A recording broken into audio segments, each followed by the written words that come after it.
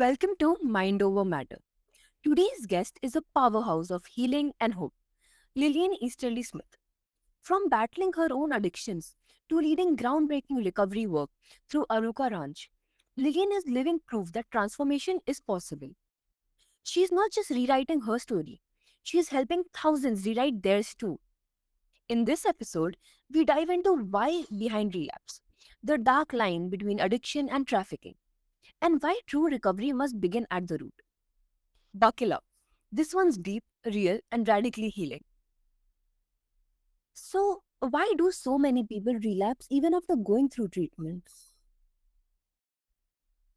What I've discovered over the years as I've worked with, as you mentioned, hundreds of, if not thousands of people, is that if you don't go to the root cause of why the individual is pursuing addictions, relapse will happen. So, root cause is there's a variety of different things that we would say are the root causes. Some of it has to do with trauma. Other things have to do with there's a neurology that is a part of this process that needs to be corrected in the brain. So that's part of it.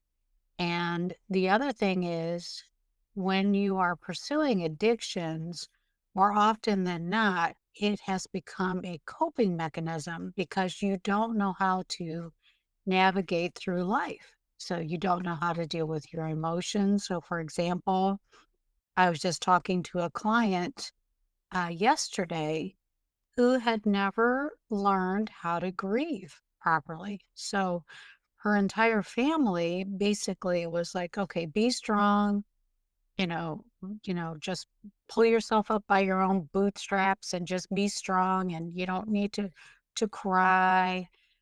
So that's a lot of it too. So there's a lack of ability to navigate through life overall, and you don't know how to grieve well.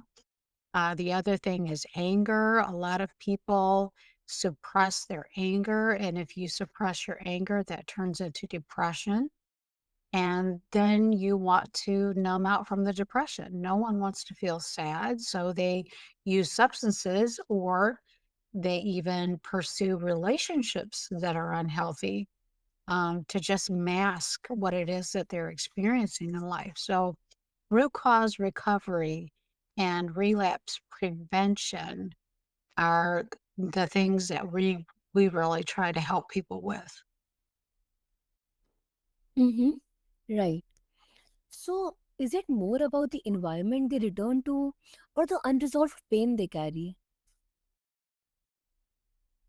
Um, the as far as the environment, um, I'm not really clear what you're asking, but I would say if you're talking about the environment, for example, people growing up in families where there's a lot of addiction already or there's dysfunction, that would be an environment that would promote addiction.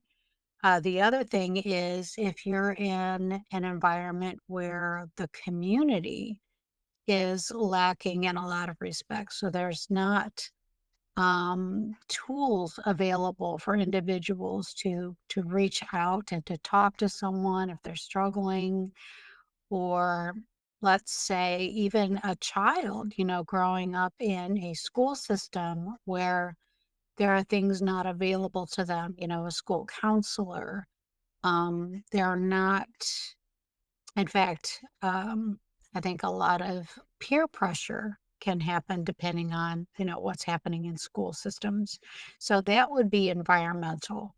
So I think that people are set up basically to end up falling into addictions if they're in an environment that doesn't really promote self-esteem, self-worth, value, and doesn't promote the learning of proper skills to be able to get through life, including setting boundaries, being able to share your feelings, and be supported through that. So, those would all be environmental things that I think would definitely drive addictions.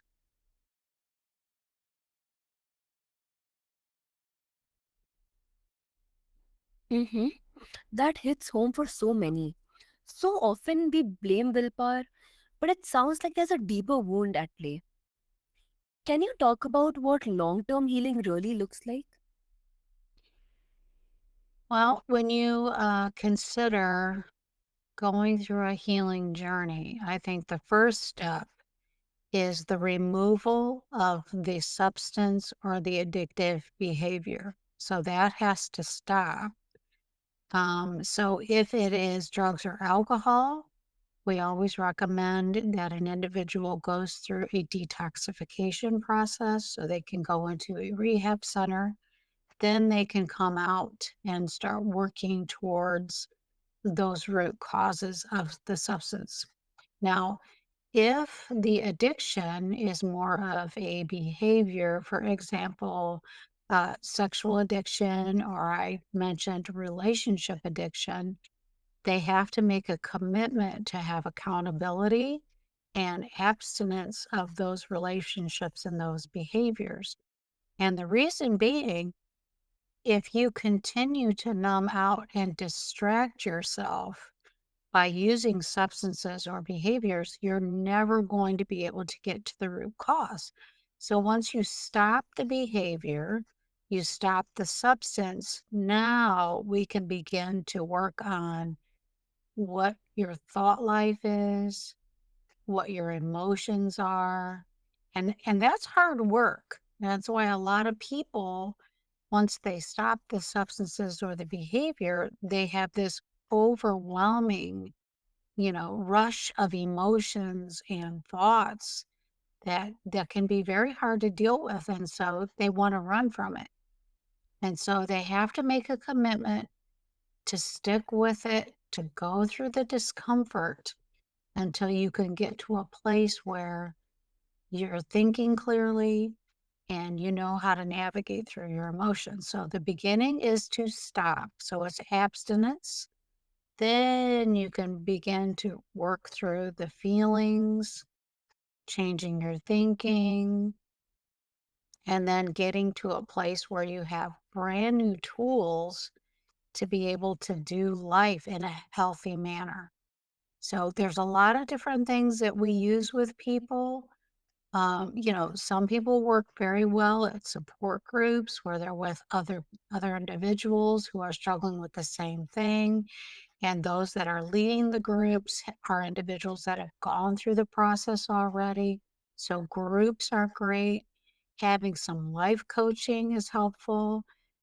Counseling, obviously, you need to be with someone who understands addiction that can work through some of the core issues or the root issues that are driving it. Um, so all of those things are important. The one additional thing that we use on a regular basis is really helping individuals get away for like a solid weekend of intensive work that they do on those root causes. So that's also very helpful. So we try to incorporate that in someone's recovery process so that they're able to go and do that at least a couple of times a year. And even once they get through, get to a place where they're not using substances and they've got some victory, I guess we would call it. We still encourage people to keep coming to weekends like this, keep learning, go to conferences, make yourself available to learn more about life and how to handle life overall. Mm-hmm. That's amazing. Yeah. So, you say addiction is often a symptom, not the root. What does that mean in practice? Okay. So what you're asking me, you said that addiction is the symptom and not the root. That's correct. And then what was the last part of that? What does that mean in practice? Okay. What does that mean in practice? Well, Um, it kind of goes back to what I was just sharing, that oftentimes it starts younger in life and you're confronted with a situation where either you want to fit in with your peers and they're offering you something and you just want to be accepted and you want their approval and you want to be liked. So that would end up being a symptom. So the symptom would be, um, I'm using a substance so I can fit in. The problem or the core issue is I don't feel good enough about myself to stand my ground and say no.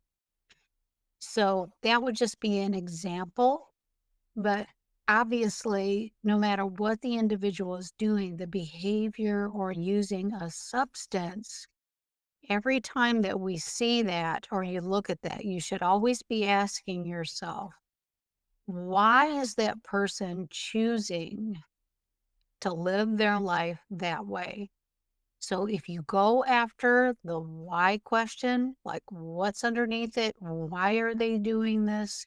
Now you can get to the cause, you can get to the root of it. And once you deal with that, it's easier for the person to stop. Mm-hmm. Makes sense.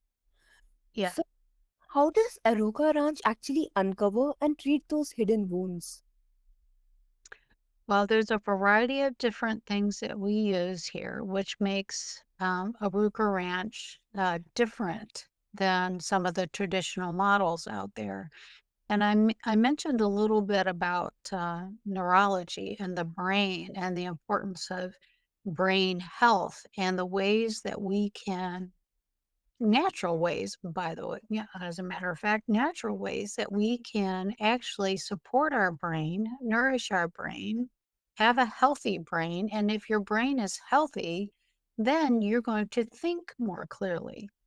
So, part of what we utilize here is an overall, holistic approach. So, let's work on your brain function.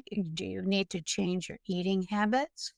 Are there some of the things that we have available here at the ranch that would actually help to rewire your brain to begin to change some of those neurological pathways that you're basically stuck? So, a person who is an addict, there are certain pathways in the brain where they just get stuck. So there are certain things that we have available here that will kind of help them get unstuck, including nutrition, exercise. And for some individuals, we believe that there's been a failure to attach or to bond with other human beings. So we have animal therapy here. We will utilize other parts of the brain by using their creativity. Um, so those are just some of the things that we do here that are probably a little unusual in comparison to, let's say, if you went to a rehabilitation center. A lot of times what we're finding, especially if a person is addicted to alcohol or drugs, they just put them on other drugs. So, antidepressants, anti-anxieties, and I'm not against all pharmaceuticals, but I think that that ends up being the number one choice instead of the last choice. So we want to provide a way for people to change their lifestyle so that they can not only get off of substances or stop behaviors, but also have a productive, meaningful, healthy life. Mm-hmm. That's a powerful reframing.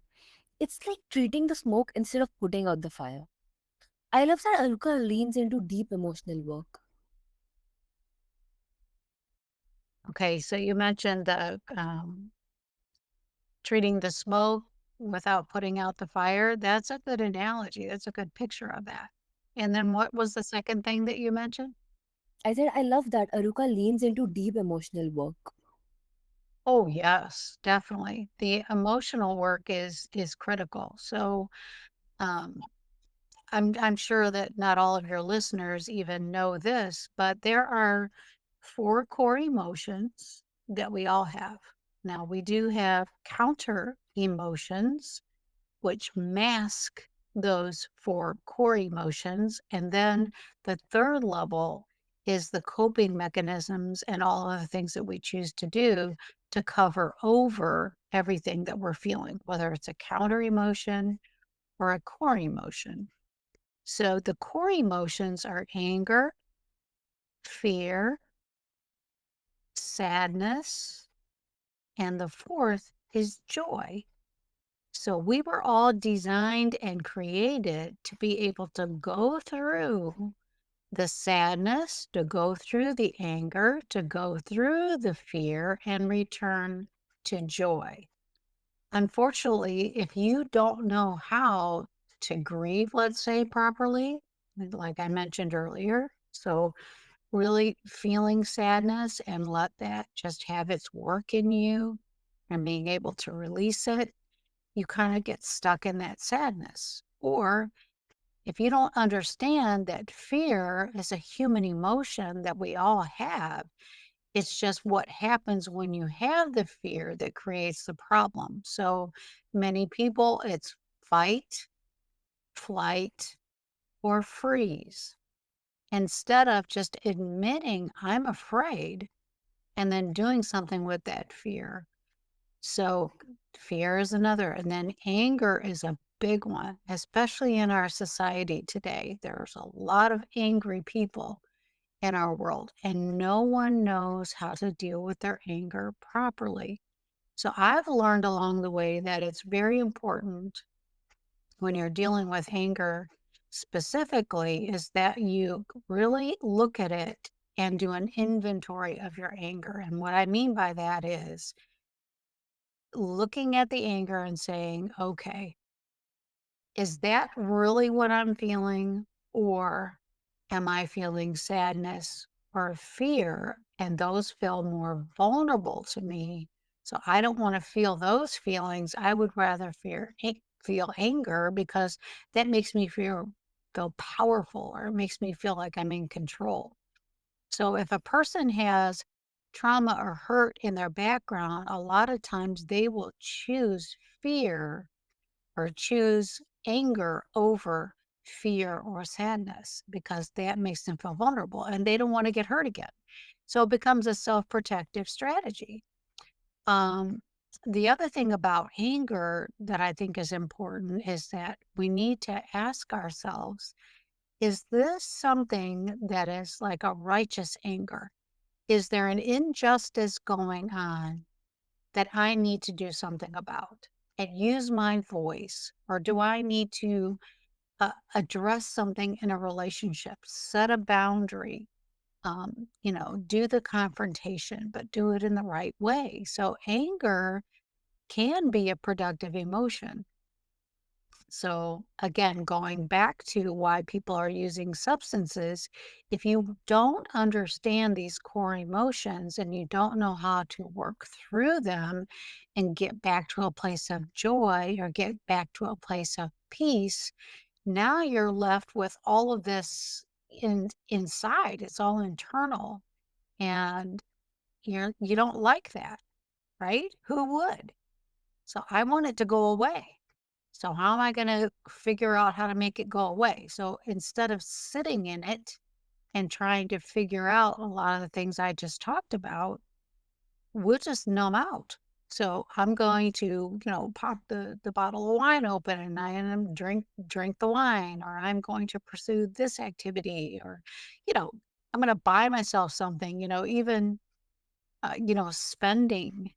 Shopping can be a form of addiction, workaholism. There's so many different things out there that we use to cope that are unhealthy because we've crossed a line and now they're controlling us. We're not controlling them. So those are some key things that we try to help people with is really those core emotions and figuring out, okay, what am I feeling and what am I supposed to do with this? Mm-hmm. Absolutely. So, there's a heartbreaking connection between addiction and human trafficking. How do those worlds collide? Well, what I've discovered, because I've been working with the survivors of human trafficking here in Southwest Florida for several years, quite some time actually. I've been here in Florida for a little over 7 years, and then in Michigan, we worked with some survivors as well. And we do have a another branch of our ministry in Michigan that is still functional, but Aruka Ranch specifically is here in Southwest Florida. So the connection that I've discovered is that victims of human trafficking, those who have survived horrendous trauma, typically also have a variety of addictions in their life because, let's face it, so much of what has happened to them, they want it to go away. So they want to numb out. So they end up getting into these stupors or distracting themselves so they don't have to feel, think about it. Many of them have night terrors, flashbacks. So there's a lot of work that has to be done, and I find that there's a lot of overlap between the people who are in the population where they're struggling with addiction and they're either trying to pursue recovery or they're kind of stuck in their addiction and actually having trafficking in their background. So you have to go after both things. And I would say the trauma from the trafficking, let's call that part of the root cause of someone who is using substances or behaviors to try not to feel, and they don't want to deal with those things.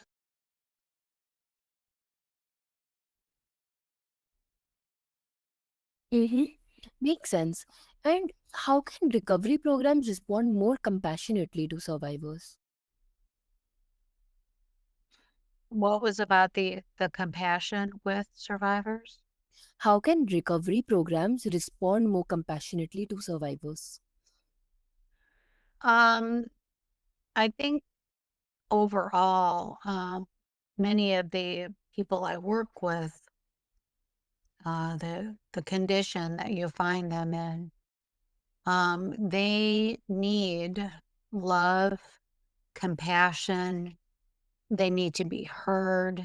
So having a listening ear is critical to their recovery and healing process.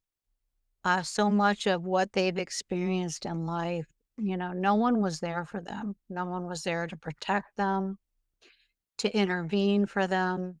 So part of the journey that we want to provide for people is to have a listening ear and to care and to have a compassionate heart towards them. Try to understand, even though you never will fully understand what another person has gone through. Mm-hmm. This is such a tough but vital link to expose. I appreciate your courage in speaking to it because silence only feeds the cycle. Correct. Silence only feeds the destruction, the dysfunction.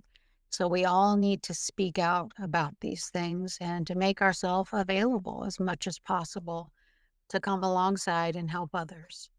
Mm-hmm. And start with yourself. You have to start with yourself. It's like if you need healing, go after it. Talk to someone. And then after that, use what you've learned to invest in someone else. Mm-hmm. Absolutely.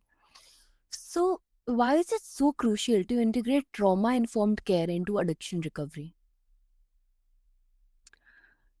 I think that if you do not deal with the trauma, you're basically going to just switch addictions. I've seen that over and over and over again. So an individual may stop drinking alcohol, but they pick up marijuana and they think, well, at least that's more acceptable than alcohol. So they just switch to another addictive substance or they will switch to another addictive behavior. If you deal with the underlying trauma, if you deal with the underlying causes, the root causes, the why of the addiction, then we can stop relapse. We can change the statistics. Mm-hmm. Right. So, what happens when programs ignore trauma? I think what happens is they end up being almost addicted to the program. So I've seen people that get this mindset like, okay, I have to go to meetings for the rest of my life, and they become addicted to that. And there's this fear inside of them that says, if I don't go to my meeting every week, or if I don't do this, or if I don't do that, I'm going to relapse. So all you've done is kind of made a switch and you haven't really dealt with it, those deep roots, so that a person can really be free. I believe that recovery equals freedom. So there are a lot of people out there that think they're doing recovery, but in reality, they're just functioning. They're not free. I want to see people get set free. Mm-hmm. So many programs focus on behavior modification, not true healing. But you're saying without addressing trauma is just surface work. Powerful insight. Yes, I agree. Surface work. Yep. Hmm. So, what inspired you to create Aruka Ranch and what different is it from traditional treatment cares? Um, I think that the majority of things that I do right now in my life have more to do with my own personal frustrations and seeing people suffer and struggle. And I know we can do better. And then my own personal story drives everything that I do. So because I was caught up in the throes of addiction, because I had root issues that had to be tended to and healed, I want to see others have what I have today, and that's peace in my heart and joy in my soul. And, life isn't perfect, but I know how to do life now without running to a substance. So my own experiences have brought me to a place where I want to help. And the same thing is true of my husband. We do this together. Mm-hmm. Right. So, this episode reminds us healing isn't about perfection, it's about presence. It's about being seen, heard, and safe enough to go to the root. If Lillian's story or Aruka Ranch's mission stirred something in you, don't ignore it. Whether you're in recovery, love someone who is, or simply want to better understand the journey, this is your invitation to go deeper. Follow, share, and let's keep this conversation going. Healing is possible, and it starts with the truth. Until next time, stay grounded and stay kind.